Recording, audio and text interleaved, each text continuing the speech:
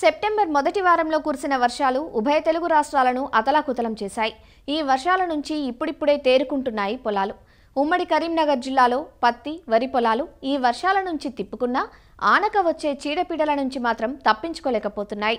పూర్తిగాను పాక్షికంగాను దెబ్బతిన్న వరి పొలాల్లో పత్తి పంటలో ప్రస్తుతం చేపట్టాల్సిన యాజమాన్య సస్యరక్షణ చర్యలను వివరిస్తున్నారు జగిత్యాల ప్రాంతీయ వ్యవసాయ పరిశోధనా స్థానం ప్రధాన శాస్త్రవేత్త డాక్టర్ డి శ్రీలత. ఇటీవల విరివిగా కురుస్తున్న వర్షాల వల్ల రైతులు వివిధ పంటల సాగులో ఎన్నో ఇబ్బందులు ఎదుర్కొంటున్నారు. ముఖ్యంగా వరి సాగులో ఇటీవల కురిసిన వర్షాలకి ఈ ఎండాకు తెగులు అనేది కూడా ఎక్కువగా ఉధృతిగా కనబడుతుంది. ఎండాకు తెగులు ఉధృతిని అరికట్టుకోవడానికి 400 గ్రాములు కాపర్ ఆక్సీక్లోరైడ్, 60 గ్రాములు స్ట్రెప్టోసైక్లిన్ లేదా 40 గ్రాములు ప్లాంటామైసిన్ కానీ 200 లీటర్లో కలుపుకొని ఎకరా పొలంలో కనుక పిచికారీ చేసుకున్నట్లయితే మనం ఈ ఎండాకు తెగులను వరిలో సమర్థవంతంగా అరికట్టుకోవచ్చు.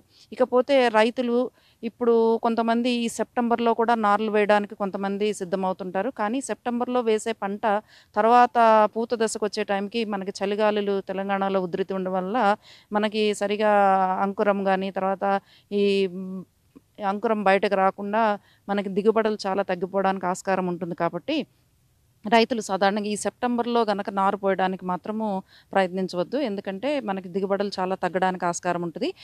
వరికి ప్రత్యామ్నాయంగా ఏదైనా పొలాలు గనక దున్ని ఉంటే మొక్కజొన్న కానీ, మాగి జొన్న కానీ లేదా పశుగ్రాసపు జొన్న, రాగులు, సజ్జలు వంటివి ఎంచుకొని వేసుకోవచ్చు. లేదు అంటే పెసర, మినుము లాంటి పంటలు కూడా మనము తీసుకున్నట్లయితే మనం ఈ వరికి ప్రత్యామ్నాయంగా ఇవి కొంచెం మంచి దిగుబడులు రావడానికి ఆస్కారం ఉంటుంది. పోతే ఇక కొంత ఆలస్యంగా ఆగస్టులోను అట్లా నాట్లు వేసుకున్న వాళ్ళు ఇప్పుడు గనక ఏదైనా 30-40 రోజులు ఈ మన దుబ్బు దశలో ఉన్నప్పుడు కలుపు 2 నుంచి 4 ఆకుల దశలో గనక ఏమైనా వెడల్పాకు కలుపు మొక్కలు తర్వాత ఏకజాతి గడ్డి జాతి గనక కలుపు మొక్కలు గనక గమనించినట్లయితే బిస్బైర్బ్యాక్ సోడియం అనే మందు 80 నుంచి 100 మిల్లీలీటర్లు ఎకరాకు 200 లీటర్ నీటిలో కలిపి పిచికారీ చేసుకున్నట్లయితే ఈ వెడల్పాకు తర్వాత ఏకజాతి గడ్డి కలుపు మొక్కలు కూడా మనం సమర్థవంతంగా అరికట్టుకోవచ్చు. ఒకవేళ ఊదగడ్డి గనక మనకి ఎక్కువగా పొలాల్లో కనిపిస్తే ఈ కలుపు 2 నుంచి 4 ఆకుల దశలో ఉన్నప్పుడు ఈ సహాలోపాబుటైల్ 300 మిల్లీలీటర్లు 200 లీటర్ నీటిలో కలుపుకొని ఎకరాకి పిచికారీ చేసుకున్నట్లయితే ఈ ఊద కలుపు మొక్కను మనం సమర్థవంతంగా అరికట్టుకోవచ్చు. ఇకపోతే రబీ వరి వేసుకునే రైతులు మాత్రం తప్పనిసరిగా నవంబర్లోనే నార్లు పోసుకున్నట్లయితే మనము మంచి దిగుబడులు తీయడానికి ఆస్కారం ఉంటుందండి. ఇకపోతే వరి తర్వాత ఈ వానాకాలంలో అత్యధిక ఏరియాలో వేసే పంట మనకి ప్రత్తి పంట. ఇకపోతే ఈ ప్రత్తిలో ఒక్కొక్కసారి సూక్ష్మ పోషధాతుక లోపాలు కూడా ఒక్కొక్కసారి కనిపిస్తుంటాయి.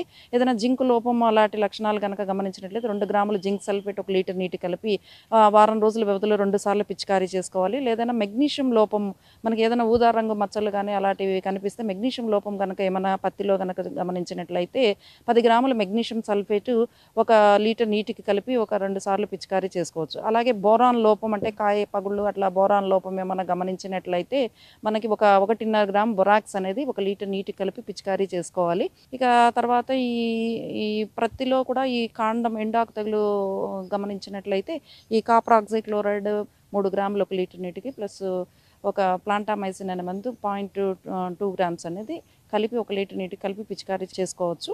ఇకపోతే ఆకుమచ్చ తెగులు తర్వాత ఇవన్నీ కూడా ఏమన్నా గమనించినట్లయితే ఈ మ్యాంకోజెబ్ ప్లస్ కార్బనిజం కాంబినేషన్ మందు 2.5 గ్రాములు 1 లీటర్ నీటి కలిపి పిచికారీ చేసుకున్నట్లయితే మనం కొంచెం ఈ పత్తి మీద ఆశించే ఆకుమచ్చ తెగులు తర్వాత ఈ ఎండాకు తెగులు అనేవి సమర్థవంతంగా అరికట్టుకోవచ్చు.